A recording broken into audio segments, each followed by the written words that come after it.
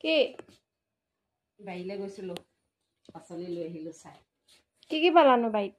কি পালোঁ মানে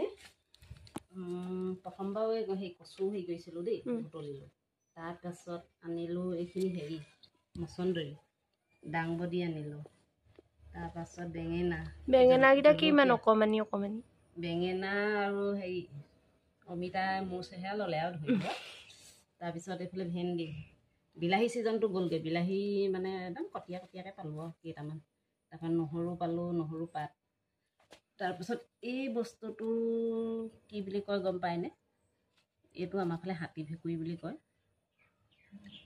আপোনালোকৰ ফালে কি কয় জনাবচোন দেই বেছি তিতা নহয় খালি হয় নাই বেছি তিতা নহয় গুটি বহুত আছে খালি এনেই খাবলৈ ভালেই লাগে ডাল কচুৰ লগত দি দিব লাগে বৰ ভাল লাগে খাই এই জলকীয়া কিন্তু অকল এইকেইটাই লাগিছে দেই লাগিবগৈ ফুলিছে